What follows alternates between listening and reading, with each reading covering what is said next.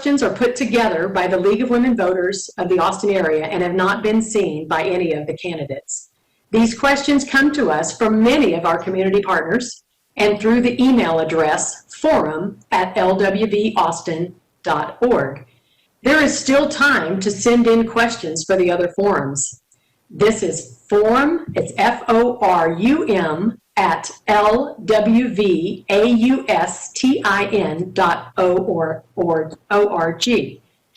This year, we have partnered with students in UT School of Social Work. These students would normally be out in our community getting their service hours in, but due to the pandemic, they are learning, along with all of us, to manage their lives differently. A special thanks to our current group of students and to the new group coming on board for the other forums, and thank you to the other volunteers in the league. Candidates, you will have a 2-minute opening statement and you'll have a 2-minute closing statement, and you will be given 1 minute to answer the questions. Our timekeeper will hold up a yellow warning card at the 30-second mark of your questions and a red card when time has expired. Today, we are joined by a District 2 candidate, Mr. Casey Ramos. Due to technical difficulties, he was unable to attend his District 2 forum last week. He will be given questions specific to District 2, along with the general questions, so his constituents can hear his responses from the recordings that are posted on the City of Austin website. Candidates are asked to refrain from any personal attacks on their opponent, and in the event a candidate loses their connection to this forum, you may reconnect, and we will be allowed to answer the questions that you missed, time permitting. We will begin in ballot order, and we will rotate so that each of you have an opportunity to answer first. We will begin with the 2-minute opening statement, and Mr. Casar, you are first on the District 4 ballot. Good evening. I'm Greg Casar, and in this time of public health crisis, economic crisis, and a civil rights movement, our local democracy here in Austin has never been more important. In the years I've gotten to do this job as a council member, I've never felt this job is more important, especially because every day I see how our federal and state officials are making our community more unequal and more unjust and making the pandemic even harder for working families. And especially for communities of color in our city and in our district. So it really is time for Austin to be a model of what progressive and inclusive democracy can do. I think too often our city hasn't stepped up fully to our potential to take care of our people, but I've also seen in the last few years that when people organize and push City Hall, they can truly make lasting change. Before I was a council member, I was an immigrant rights organizer. And I also worked alongside everyday people to push City Hall to win water breaks and better working conditions, and oftentimes against big odds and against powerful interests and big companies. But I saw how we could push City Hall to do the right thing. And I've seen the same thing happen here year after year when District 4 residents and formerly incarcerated people all across the city made us the first fair chance hiring city in the American South so that we could stop discriminating against people based on their past and hire them based on their potential. We want a $15 an hour minimum wage for our city workers and have started making that the bottom line policy for all contractors working with the city. We passed the first ever deportation defense fund and have pushed forward unprecedented COVID relief measures to make sure nobody loses their home. And as we try to save small businesses and save every part of our city we can, it's really up to us. And the incremental changes we've made have been important, but it really is time now for us to push for more transformative change, to truly reimagine public safety so we can protect everyone's civil rights and make our community more safe, to pass a mass transit election that will really help us with climate change and make sure our workers can get around. That's why I'm running for re-election and ask for your vote. Thank you. Mr. Herrin, you'll have 2 minutes. Okay. Hi, my name is Louis Herrin. I've been living in the district for almost 30 years now. Been living in Austin for almost 40 years now. The reason I'm running for city council is we need a new direction. Our city council is running us down the road. We're going to end up like most of the West Coast cities. We're going to have high taxes. We're not looking out for the individual person in this town. We're looking out just for special interest groups. I am running because the city council is not making this town safe. It's making it unaffordable, even though they keep saying there's going to be affordability. They keep double talking us. They cannot run a project properly. They're buying hotels that are done for $2 million. They're spending $8 million on the hotel. They're spending, almost $1 million for temporary water and waste. Basically toilets for downtown. And we can have a lot of porta potties for that. And we're spending another, $200,000 to $400,000 for people operating. The city needs to be run properly.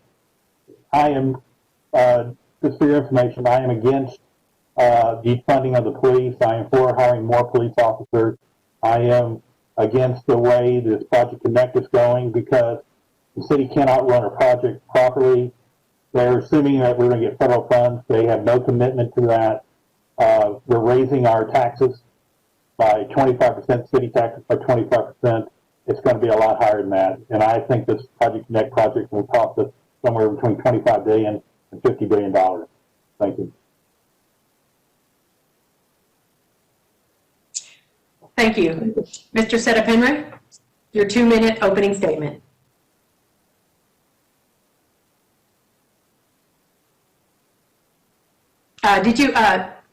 You need to unmute.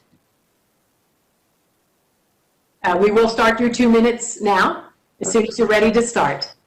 Hi, my name is Ramesses, and I'm a gay eco-socialist, self-funded, and I'm pro-Black, brown, LGBTQIA, women's rights, indigenous rights. I'm for drug and sex work decriminalization, healthcare for all, college for all, slavery reparations, living wages, abolishing police unions and qualified immunity, getting money out of politics, enacting ranked choice voting, a Grand New Deal, and overall all things progressive.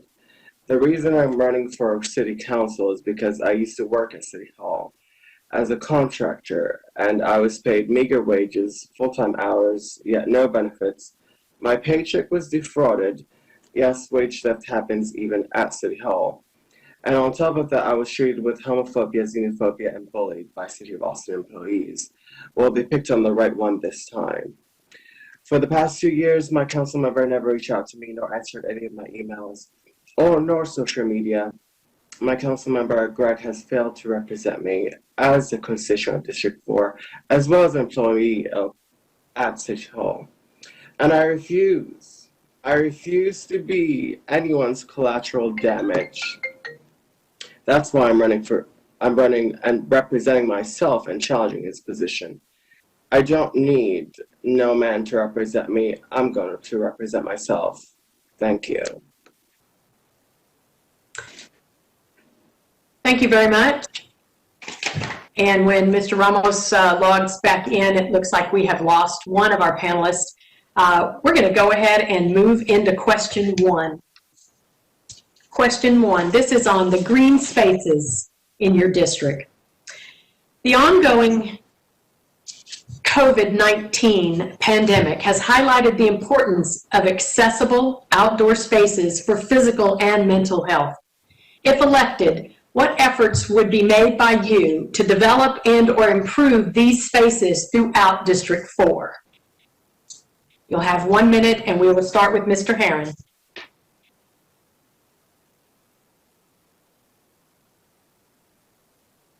That's going to be hard. We don't have that many green spaces in District 4. I would like to see a lot more parks in District 4. I'd like to see more parks all through the city. We do, in my neighborhood, we have a small park, but unfortunately, in my neighborhood, we have a group that goes out there once a week to clean it up, and I would not bring a kid there because it's full of needles. Every Saturday, they go out and pick a lot of needles up. But I am for, if we can get the money, I am for putting out more parks to live. Because we need open areas, and if the new code next gets adopted, we're not going to have very many green areas for people to live. Thank you. Thank you. Mr. Setepenre? The question, please. Question was, this ongoing pandemic has highlighted the importance of accessible outdoor spaces for physical and mental health. If elected, what efforts would be made by you to develop and or improve those spaces throughout District 4? I think we need to fund overall parks for people's leisure, that now that people have more time to self-actualize. But we also, in terms of the growing houseless and homeless issue, I think that we need to address that first, because I think that people don't have a home. And with the pandemic, there is going to be overall more people experiencing homelessness 2-3 years from now when the pandemic's economic effects crystallize. So I think we need to address that and make sure people have access to a job and healthcare and housing, so that they have proper accommodations. And so we need to address those factors first before we self-actualize, because the self-actualizing pyramid has its steps. Thank you. Thank you. Mr. Casar. Every part of Austin should have equal access to parks and should be treated with respect by the city and should get equal investment. But we know that hasn't been the case. District 4 has the least parks acres of any district in the city. But we've been bringing together to fight that and have started making real change. Just in the last few years, we turned the St. John Neighborhood Park from a abandoned lot with an empty pool covered in barbed wire to a full playground with a gazebo and tables. We've got money to renovate the St. John Library and Little Walnut Creek Library. We added a bunch of new equipment at the Riley School Park. The Cook Elementary Playground, which had gotten shut down, we got fully repaired and rebuilt. We're adding 3 new parks at the Old Highland Mall, bringing money to the Gus Garcia Rec Center, adding new parks in Georgian Acres up and down the creek, improved the Brownie Park and actually expanded it, and are improving lots of other parks. And so we're finally, under the 10-1 system, bringing the parks dollars that our district has been neglected in this area, and we're finally bringing the investment that we deserve to this part of the city. Thank you very much. Now I have a question for all of you, and this is on the 10-1 districts. It's now been 6 years since the City of Austin went to the 10-1 Geographic Council District representation. Do you think the 10-1 model has resulted in representation on the City Council that is effective and responsive in addressing District 4? Why or why not? And Mr. Setepenre, we are starting with you.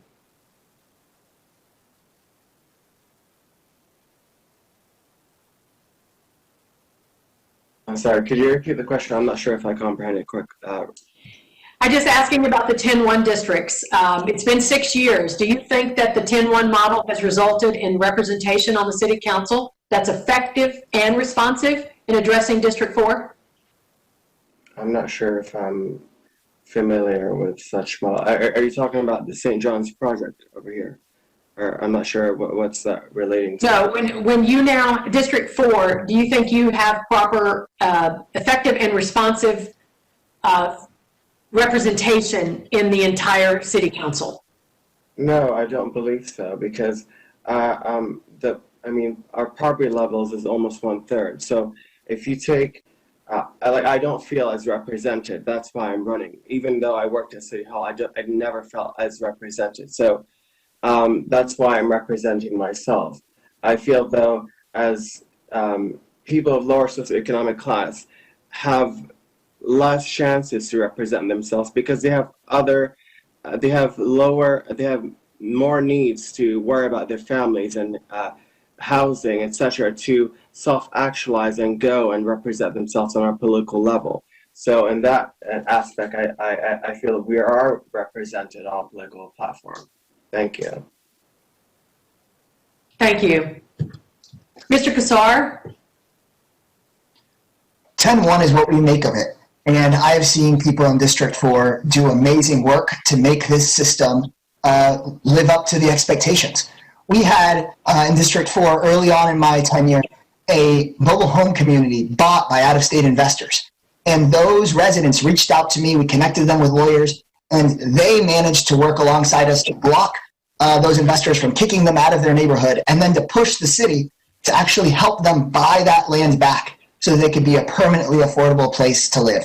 The old Home Depot on St. John, the plans for that was probably for it to just remain neglected, a big empty parking lot for decades to come. But neighbors came together and pushed City Hall, and we unanimously voted on a new plan for parks and recreation space, nonprofit space, and housing so that people can stay. So I really am seeing residents, everyday people across Austin, but in District 4 especially, step up and make the system work for them in a way that never would have happened in that large system. Mr. Ramos, we're glad you're back with us, and you will have a 2-minute opening statement, and then I'm going to ask you the same question that I asked the other candidates. So you will have, Gillian, if you're ready, we'll have Mr. Ramos, you'll have 2 minutes for your opening statement. Okay, 1 second here. Okay. Can you hear me? I'm trying to unmute this. Good. We can hear you fine. Go ahead. First and foremost, thank you for allowing me the opportunity to come back on here after technical difficulties. And I'm here for representation for District 2 because, as the previous question asked, how we're doing at City Council, and I do not believe that we are being represented equitably. We are being misrepresented. Our voices are not being heard. And that's why I'm here, because we have screaming cries for change and for a better way forward, because there are people that are in our district that are still living at or below the poverty line. 30% actually, 30% of our residents are living at or below the poverty line. And that same amount are uninsured. And so we have a systematic problem here. And now this is disparity between the affluent and the working class. This is happening in cities all over the globe. People are being pushed out from the inner cities into rural areas where there are far less resources for people to benefit from. And that's exactly what I'm trying to stop here. So I've seen the change. My family has been here for 3 generations. My grandmother, Alice Sanchez, was a librarian at the Terrazas and Southeast Branch Libraries for over 25 years. My mother, Teresa Ramos, was a community liaison at Smith Elementary in Del Valle ISD in District 2 for over me about things like women's empowerment, social injustice, environmental injustice, and how to look after the people and how to move. I learned the importance of community service. So even becoming an elite professional boxer, getting educated at Austin Community College. During that time, I never forgot where I came from in the community that helped me become who I was. So I continue to give back with nonprofits that I've helped found, like Dove Springs Proud and Community Not Commodity, where we've helped thousands of residents in need here in Austin, Texas. And so we fight for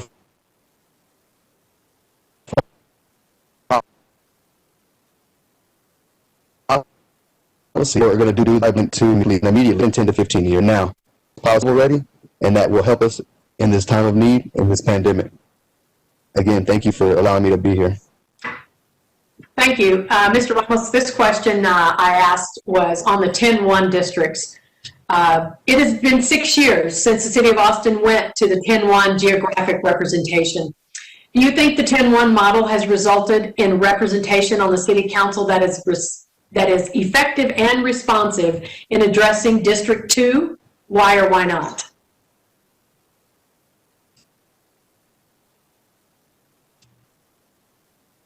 We have lost your video again, and if you come back with us, I think you may be able to still hear us. Can you speak? There you are. So can you hear me now? Yes, please go ahead. Yes, Did you have a question? the 10-1 question for effectiveness and responsiveness has not lived up to its potential. It has potential, and it should serve the people the right way, but there has not been true representation because the people haven't been listened to. Every single councilman, incumbent, or candidate believes that we should have high density in neighborhoods that simply can't take it, can't sustain it, environmentally or socially or economically. So we have things that we need to work on first and foremost before we develop, before we bring in rails, before we make any changes. We need to figure out how we keep our people here. how we fight the poverty, the poverty rate. How do we elevate everybody out of their situation? That way everybody can fairly compete within the housing market first and foremost.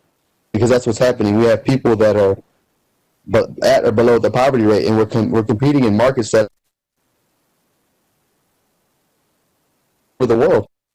And so people are failing to recognize that we have a global systemic problem here, in addition to pressures from the pandemic and other social pressures from the state and from the federal levels that we need to work on first. Thank you. Mr. Herrin.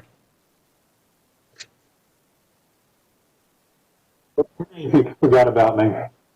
No, I have my sheet here. We're good. Okay. No, I think there's been some good things from the 10-to-1, but I don't look at our council members have always been representing, like on the vote for the defunding of the police, 66% of the population in District 4 was against it. And then you kind of looked at the citywide, 80% of the city was against defunding. Our council is not listening to our district. One of the biggest complaints I hear in our district is our city council member does not answer their response. They cannot get a hold of him. And so I will not be that way. I will be, for anybody who wants to talk to me, I will set up a meeting and talk to you. I know it's going to be difficult because there's a lot of people in District 4. Thank you. Thank you. On this question, now these are district specific, so I'm going to ask, this one is for District 2, and this is for Mr. Ramos, and then I'll ask the District 4 candidates their questions. One of our community partners informed us that flooding of residences is still occurring in District 2 from Onion Creek, Williamson Creek, and other waterways in the district, in part due to the prior practice of filling in drainage ways and constructing residences over such areas. What will you do as a council member to address this situation and to address the harm caused to District 2 citizens who are experiencing flooding?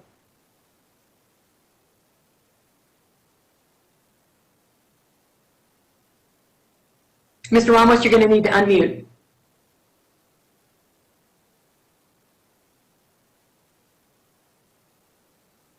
That's unmute. There we go. Mr. Ramos, can you hear? That question. Yes. Thank you. Can you hear me? Yes. Okay. Thank you for bringing that question up. That's very important to our neighborhood. In 2013 and in 2015, we lost hundreds of residents to flooding because, as you stated earlier, previous developments that came up in our neighborhood were not developed properly.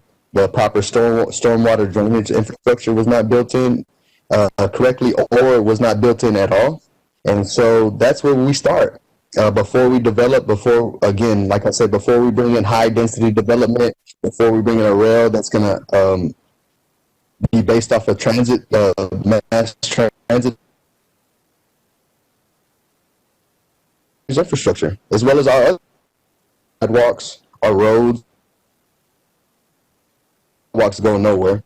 Most have potholes in them.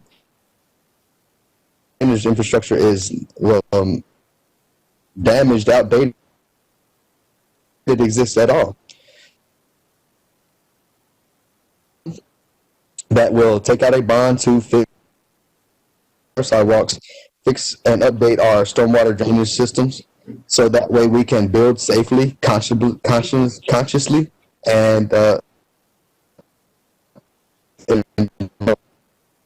environmentally safe, so that we can continue to thrive here in Austin for the next 50 to 100 years. Thank you very much. Okay, this is for our District 4 candidates, and on this we will begin with Mr. Casar. This is on voter rights and education, and this is from our students. According to the most recent Travis County voter registrar data that they got from 2014, less than 35% of the residents in District 4 are registered voters.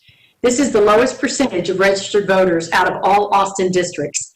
This distinction has continued through the last 6 years for reasons including the prevalence of residents in the district with lower income, lack of voter education to new citizens, and a large number of non-citizens residing in the district, according to Travis County Voter Registrar Bruce L. Font. While there are community organizations such as Head Start, Head Count Austin that are working to address this issue, if elected, how would you work within your role as the District 4 council member to increase voter registration and to assist the citizens of District 4 to become better educated voters? So first of all, it is the biggest challenge by far. It is the federal government denying people their right to vote that they deserve. You know, when I go to PTA meetings in District 4 and I do a cycle through all the schools as consistently as I can, it's regular for there to be over a dozen moms there, none of whom are given the right to vote because of racist federal policies that ban immigrants who may have been here for decades, some of longer than I've been alive, the right to vote, and because we have lots of young children. And so we need to change federal policy so that all immigrants have a right to vote. They didn't have their right to vote denied to them. Of the people who do have the right to vote, we have renters that sometimes move, and it's horrible that there's state policies that don't automatically allow people to just be registered when they move.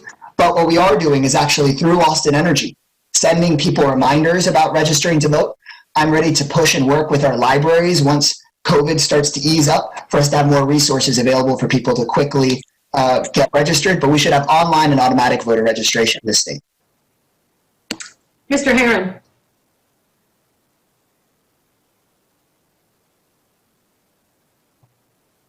Yeah. One of the things that we do have in our district, I'll agree with Greg, is a large percentage. From what I see, between 30 to 40% of the population are not U.S. citizens in this district. And so, even though they've lived here a lot of years, they have to be citizens to vote. And there's a lot of people that have been living here a lot of years and have never gone through, went through the system to vote. But I wish everybody voted. I wish we had 90% of the people in our district to vote. I would recommend, and I will go forward in pushing for everybody to register to vote. But also they have to be aware of who they're voting for and why they're voting for them. Just don't vote for one person because you like their names. You need to know the policies behind them. So I'm for as much voter education as possible and get more participation as possible. Personally, I would rather see 20 people running for city council in our district just to have everybody have a choice. And thank you. Thank you. Mr. Setepenre, how will you work as your role as a council member in District 4 to increase voter registration and to assist the citizens of District 4 to become better educated voters? Well, I think we need to streamline our voting process. I think we're doing the community a disservice by using antiquated technologies such as voting on paper versus when we can make an app where people can vote and thereby making voting more efficient and more convenient. Last runoff election, there was no voting polls in my district, 78752 zip code. There was no voting polls. So I had to go personally to the next district, drive to District 1, the nearest polling place to vote. So this, for me, shows that it's a clear sign of voter suppression. Even if we wanted people to vote, where are they going to vote at if we don't have any voting polls in our district? So the other thing I feel as we need to make voting compulsionary, obligatory. Democracy isn't just free. So I feel we need to make it obligatory, just like Australia or other places where you have to vote to be a citizen, or it's your citizen right to vote. Thank you. Did everyone get a chance to answer that question? Yes? Okay. All right, now we're going to move on, and Mr. Herrin?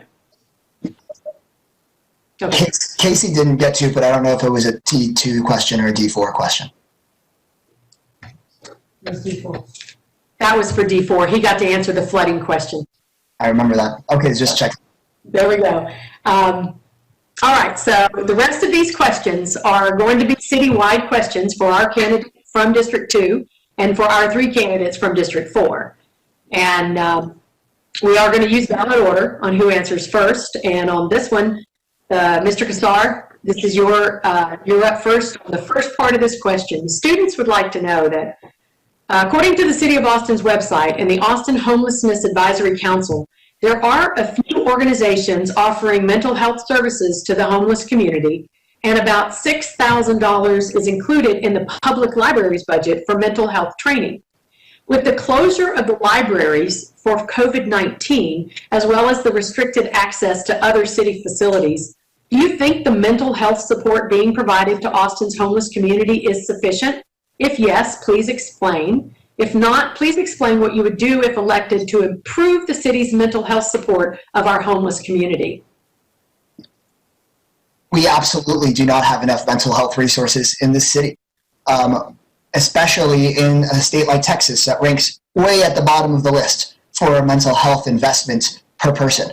We've seen a shredding of the social safety net and mental health services in this state. And so the city has had to step up. So just recently, not in this budget, but in the budget I think right before it, we were seeing federal and state funding get cut from some of our limited mental health responder funding, and we had to make up the difference. In this budget, some of the money that we reallocated when we decided to pause some cadet classes to better protect people's civil rights, over $4 million we allocated to mental health first response, so that when you call 911 this coming year, we need to create a system where they say, do you need fire, EMS, police, or mental health? So that we have mental health responders going to those thousands of mental health related calls that police are not best equipped for. And especially with the closure of our libraries, there's less places for people to get that help. So we need to ramp that up, especially in the midst of the pandemic. Thank you. Mr. Herrin. Yeah, I agree with Greg. We don't have enough money for that.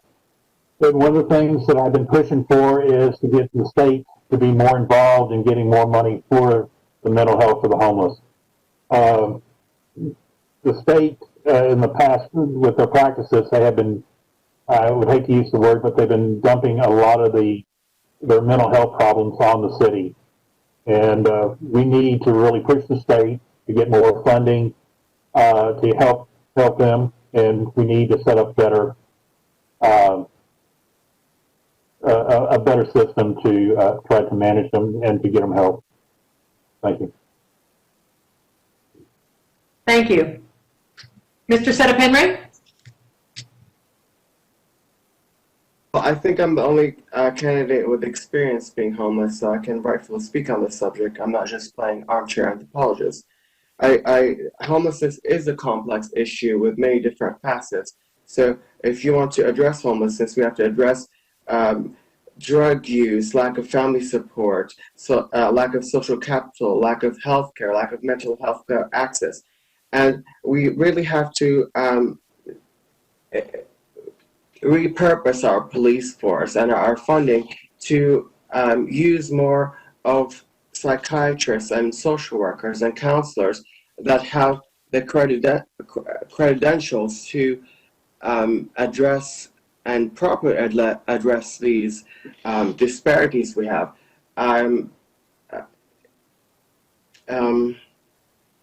So it's not so much of a one-size-fits-all responder that we send out the police to serve the community. We have to have multiple professionals on board. Thank you. Thank you. Mr. Ramos? Thank you. I agree with the previous candidate that this is not just a mental health issue, or that homelessness is not just a one-size-fits-all issue. It's multifaceted. It has to do with mental health, drug addiction, and just lack of housing, lack of readily available housing. These are basic human necessities that are not being provided for our homeless. Emergency shelter, transitional housing, rapid rehousing, mental health counseling, drug addiction counseling. It just needs to be a complete wraparound services, and that's just not what I see what's happening. What I see what's happening with the homeless right now today within our city is that they're just left to fend for themselves. And the easy way out was just to let them live and stay wherever they wanted to. And that's not right. It's a health and a safety hazard for the entire city and the homeless people themselves. You know, we need a complete wraparound services. We need a public works service, at least at minimum. That way, the people that are living on the sidewalks or living on medians can at least have a clean living space. Pay them to clean up their own camping sites, or pay them to help them get out of any kind of situation that they're in right now. At least they can work. Give them an opportunity. Give them something that they can work out of. Thank you. All right, this was the number 2 question that came in the inbox from all over the city. And it's still on the homeless population around Austin. In light of the city's current policy to allow its homeless population to camp and live in public spaces, what solutions will you work on, if elected, to address the needs of our homeless population and also address the concerns of those citizens who oppose this camping under the bridges and along the highways in open spaces? And we will start the answers with Mr. Herrin.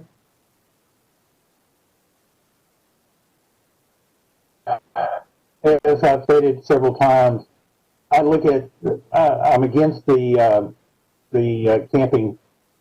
I'm for the camping ban, or against the ordinance that the city took out. I'm a person that believes that you feed a man a fish, you feed him for a day, you teach him to fish. I am for helping the homeless try to get back on track, to get into homes. I'm for working with like mobile loaves and fishes, for the mentally ill, like I said, to get the state, the ones who want to get off drug and alcohol addictions, to set up programs like we have down in San Antonio to help them get it off. But on the ones who really want to get out of homeless, to get back on their feet, I'm for retraining and working with industry, trade groups, for training them and to help find them jobs and help find them long-term housing. Thank you. And this one, Mr. Setepenre, same question. And how will you address the concerns of those citizens who oppose the camping under the bridges and along the highways in open spaces? Well, sorry, I'm not reading. So I am the only candidate with experience being homeless. And I hear the people. I understand their frustrations. I'm against the homeless ban but I'm not against criminalizing homelessness, because it doesn't make sense to criminalize people's situations. It's not a criminal issue. It's a societal issue. We're not addressing the causes of homelessness, such as lack of a living wage, lack of affordable housing, lack of social capital, lack of education. So I understand people's issue and frustrations, but what are you doing to solve the issue? Complaining about it is not going to solve it. So I have personally opened my home, my one-bedroom apartment, to allow people of my community to live it, to have housing. So I think we need the state to step in to allow people to live in group homes that have mental disabilities, to have a fostering program from the community itself to allow people to have accommodations. I don't think people living in tents is going to solve the issue. Yes, it's mercy, but it's not going to solve the issue. Thank you. Thank you. Mr. Ramos.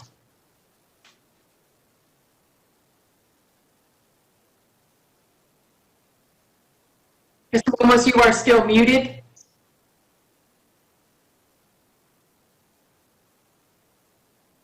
Okay, thank you.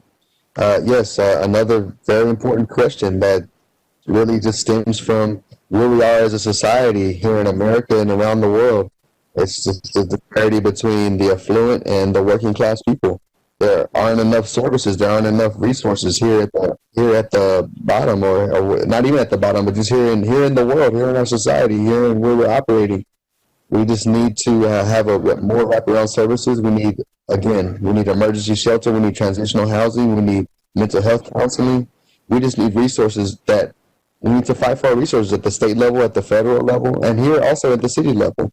You know, we can build our own city with our own property taxes. We just have to get out and vote and choose what we're going to do with those property taxes and how we're going to use those most efficiently. Are we going to use those for transferring services from the police department so that the police can better efficiently work on policing, and that those social services can be better served by the other professionals? So we just need to decide who we are as a society, what direction we need to go, and how we're going to take care of the homeless and the people who need it most. Thank you. Mr. Casar? Yeah, thanks.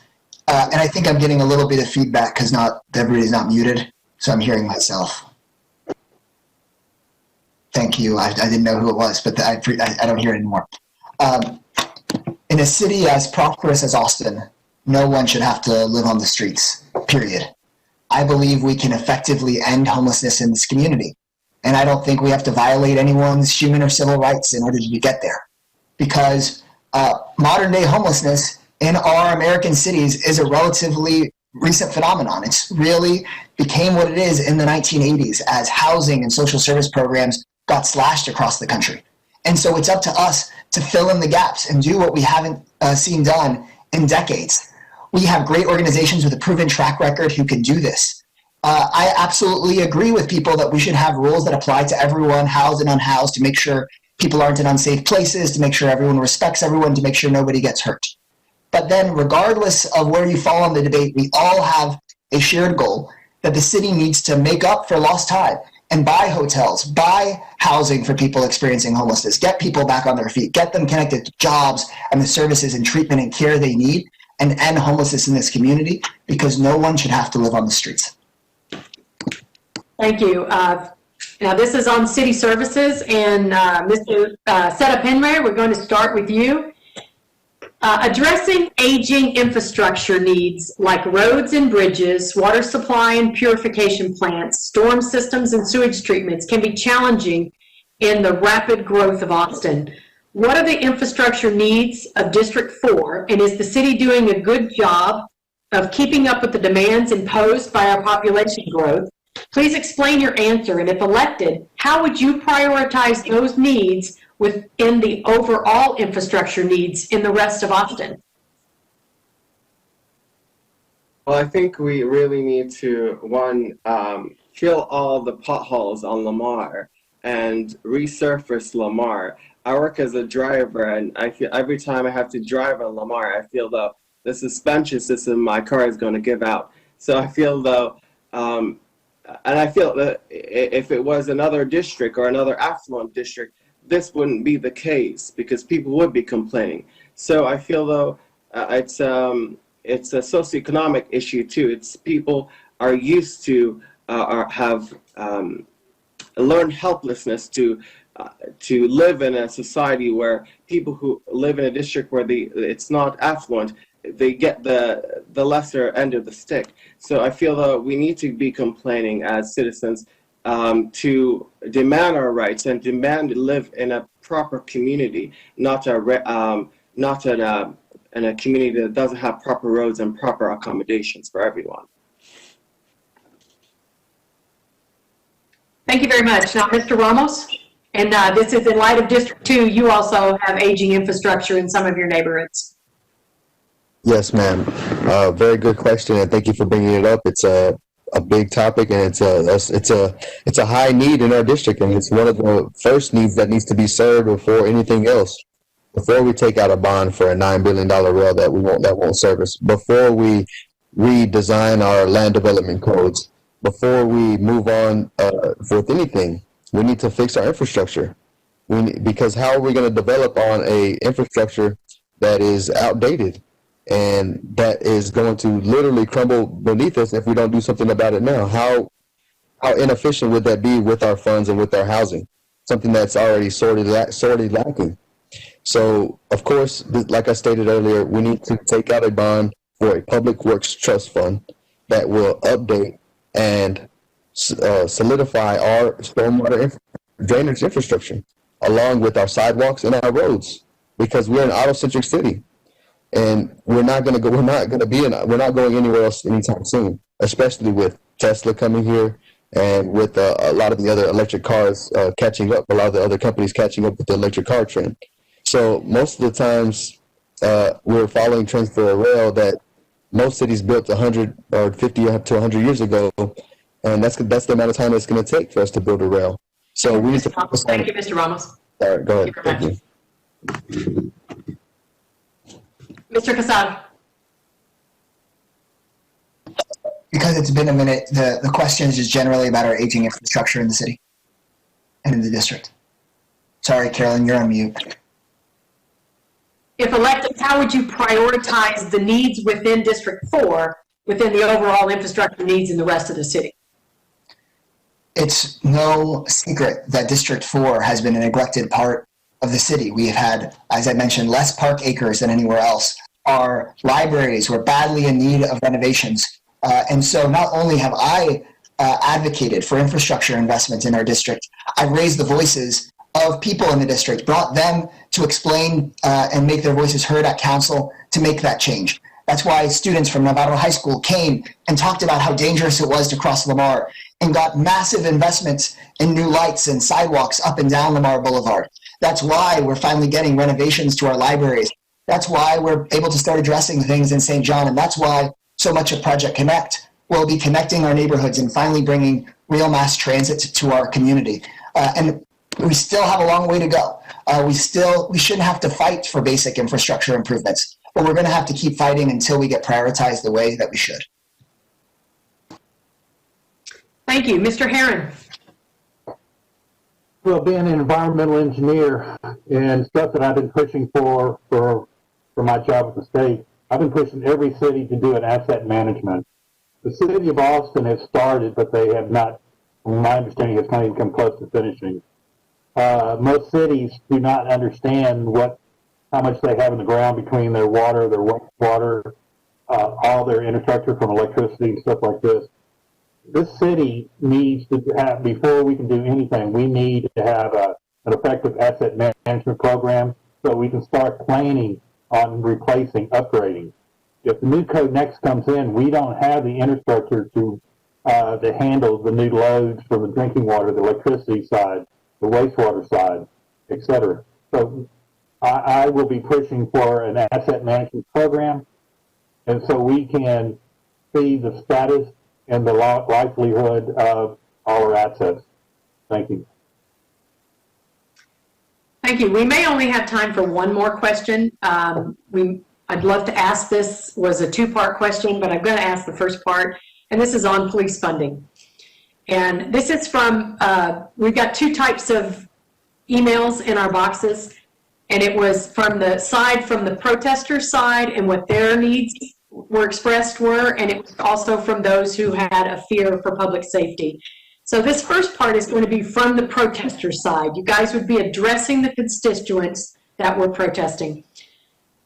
Regarding the concerns expressed by the recent protest against the Austin Police Department, the current council has voted to eliminate police officer positions, cancel cadet classes, reallocate dollars from the police budget to other city programs, and transferred certain police function to other agencies. If elected, what would you do, if anything, to further address the protesters' concerns? And we will start with Mr. Ramos on this question.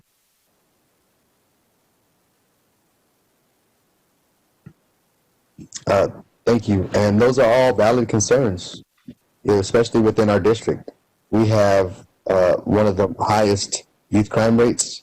We have one of the highest targeted DWI rates for being pulled over. We have nonviolent crimes for people that are being prosecuted for that do not need to be furthered. So, but we don't have any communication or interaction with our police. And we need programs like that, like, for example, the Police Activities League, a youth program that is funded by APD that puts on and funds sports leagues. It funds liberal arts activities, and it's a bridge. It's a bridge between the community and the police, and that's what we need. We need programs like that to help further understand each other and not separate ourselves in such a time where we're divided as a country and we don't understand each other. So I think the last thing that we need is to separate ourselves, to separate the community from the police, and we need to protest. It's our American right to protest. So I believe that the protesters have every right to protest and have every right to fight for what they want and what they want from the police. Thank you, Mr. Ramos. Thank you very much. And Mr. Casar. The killings of George Floyd and Mike Ramos and so many others have exposed injustices that we can no longer ignore. And we're recognizing as a community that police alone can't solve so many of our greatest challenges. And that's what I say to folks on all sides of the debate, that we have to protect people's civil rights and make our community more safe for everyone. I've worked to pass amendments to policing policy, to reduce needless arrests, to require de-escalation, to improve training. But despite all of those efforts, we continue to see a system of policing that doesn't meet this moment, doesn't meet our community values, it doesn't focus on what is most important to us. And so we need to continue to reduce our over-reliance on policing, focus that on what it really needs to be focused on, and instead, really this year, build out a system where we can get mental health first response to people, where we can treat homelessness with housing, where we can address substance use crises, not with jails, because even police recognize that doesn't fix the issue, but with treatment and care. We need to continue this path of reimagining public safety to make it more safe for everyone and to protect civil rights. Thank you very much. Mr. Setepenre? Well, I think we first need to address the racial disparities of policing. Then we need to address the fact that we are spending way too much money on the city budget going to APD. 40% is way too much of the city budget. Is this Austin or is this Afghanistan? We need to restructure the way we enforce laws. And the problem is we send out police officers as a one-size-fits-all responder to solve issues that don't need a gun. So we need to diversify police force to include counselors, psychiatrists, social workers, etc. And also, if we really wanted to reduce crime, we have to understand why people commit crimes in the first place. We need to understand that poverty and crime are linked. And so if we want to reduce crime, we need to abolish poverty through living wages, affordable housing, provide healthcare, provide education, and social capital and necessary resources to people who need them so that we reduce crime overall. Thank you. Thank you. And at this time, we're going to move into our 2-minute closing statements. Oh, Mr. Herrin, did I forget you? All right. You have 1 minute to answer this question. I look at the funding of the police and the way it was done without long-term planning. It was done political, and we need to, we need to not do it. I am for community policing. One of the things that I do hear as a rumor is that the city council is going to put back one of the cadet classes because of all the pressures from the candidates, and the city is now pushing the council to put back cadet classes. So I'm hearing a rumor that within the next month that they will announce they have it, just so the existing city council members will get some votes. But I am for community policing. I am for the officers to work with the community, to know the community that they're working for. One of the things that I wish is going to happen, and I have to stop now. Thank you. Thank you very much. And so now on the closing statements, Mr. Casar, we will start with you. Our district and our community has been through a really hard time, and it's only going to get harder for a lot of people for a while. And it is so important right now for us to continue to work together, to push ourselves, and to make it out onto the other side of this virus. We have to recover from COVID-19 in a way that includes our essential workers, the very people who make this city run, the people of District 4, rather than excluding them. We need to create an economy on the other side of this that saves our beloved local businesses and also creates union jobs with benefits and workforce development for our communities. We need to come out on the other side, not a more segregated city that continues to get more expensive, where only a few people make more money, but one that is truly inclusive and connected, and a city that doesn't rely on mass incarceration as the main local government response to our problems, but actually addresses our challenges head on. I believe we have the opportunity to be the most pro-worker and the most inclusive and one of the most truly equal cities in this country because of the amazing people in places like District 4 who are ready to push and stand up and raise our voices together. And so I just want to tell everyone watching that we need you in this moment to participate in your local democracy, to vote, to hold us accountable, and to make us the Austin that we all want to be. We have to fight for that Austin, and we should win that. Thank you. Mr. Herrin.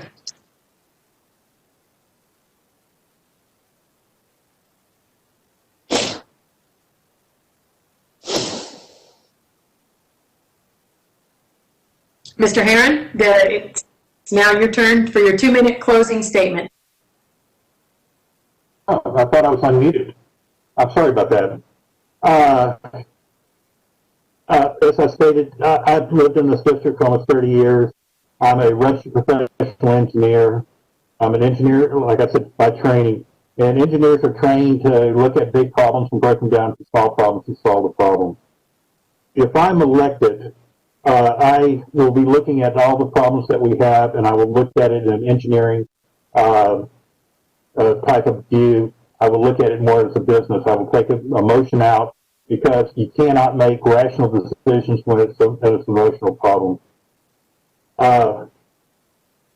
We have a lot of we have a lot of problems in our city, and we need somebody who's willing to solve them.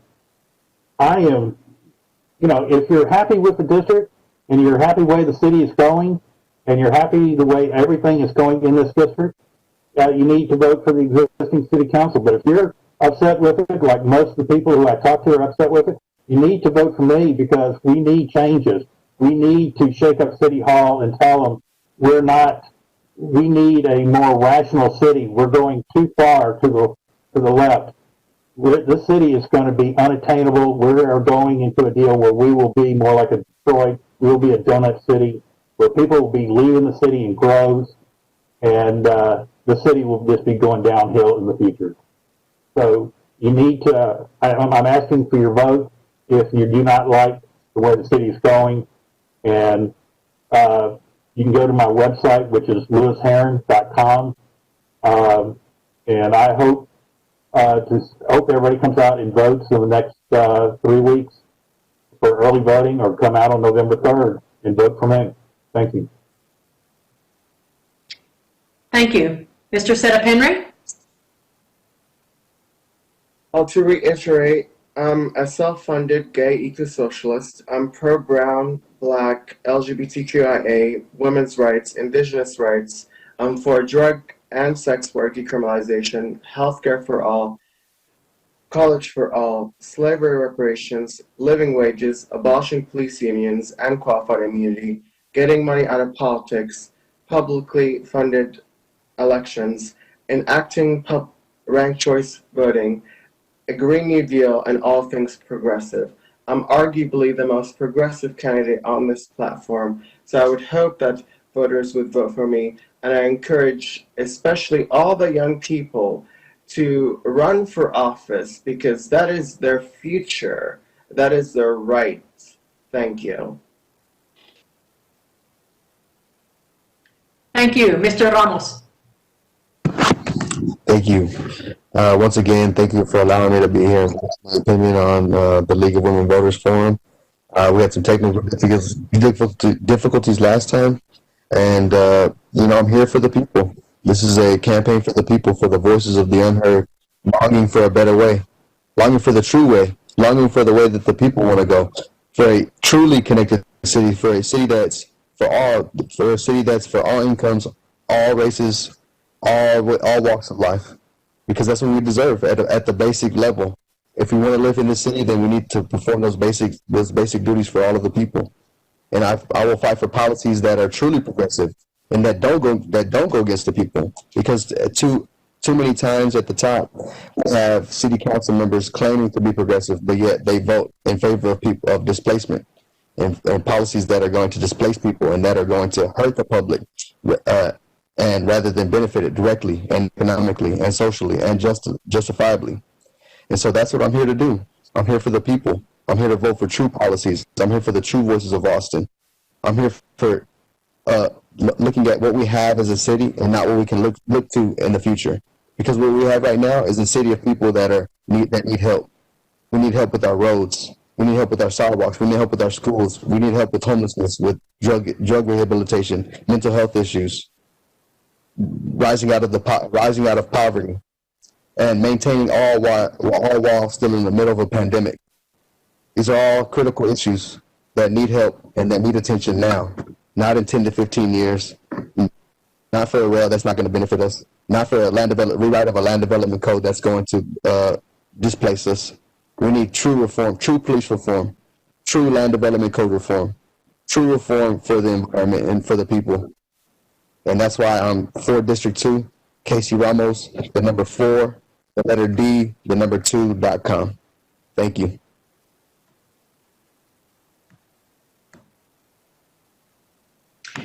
Candidates, thank you very much for your sincerity in answering our questions tonight.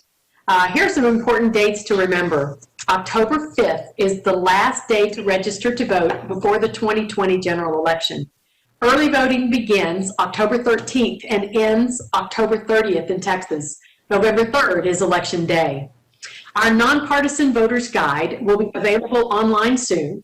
The paper copies of the voter's guide will be available around town and inserted in the Austin Chronicle the week before early voting begins. Your personal ballot can be viewed and created at vote411.org.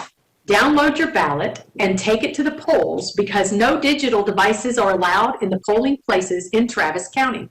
You can also take the voter's guide into polling locations.